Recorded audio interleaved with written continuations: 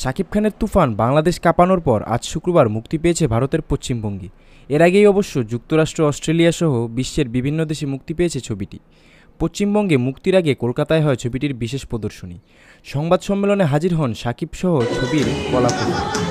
তবে শাকিবের সংবাদ সম্মেলনে সাংবাদিকদের প্রশ্নে উঠে এসেছে তার সাবেক দুই স্ত্রীকে নিয়ে, চিত্রনায়িকা অপু বিশ্বাস এবং শবনম বুবলিকে নিয়ে।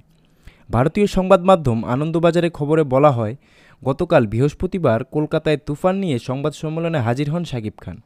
এর আগে দুই বাংলার যৌথ প্রযোজনায় বেশ কিছু ছবিতে অভিনয় করেছেন তিনি। শাকিব খান বলেন, সেখানে তুফান লুকেই হেঁটেছি। আমার 5 নায়িকা ছিল এবং তারা প্রত্যেকেই তুফানের গান উড়াধুরা মিমির গান এমনভাবে গাইছে যে তারাই সিনেমার অ্যাক্ট্রেস, এমনভাবে ওন করছে। আমার ওই 5 নায়িকাকেও অনেক থ্যাঙ্কস তারা ওন করার জন্য। শাকিবের সঙ্গে তার সাবেক দুই স্ত্রী অপু ও বুবলির সম্পর্ক নিয়ে বিভিন্ন সময় বিতর্ক তৈরি হয়েছে। অপু বিশ্বাসকে তুফান দেখছেন প্রশ্নের উত্তরে শাকিব কারো নাম না নিয়ে বলেন, কারা এখনও ছবি দেখছেন আমি জানি না। পরে শাকিব অপু বুবলি বিতর্কে প্রশ্ন করা হয়, তবে কৌশলে তিনিও প্রশ্ন এড়িয়ে যান।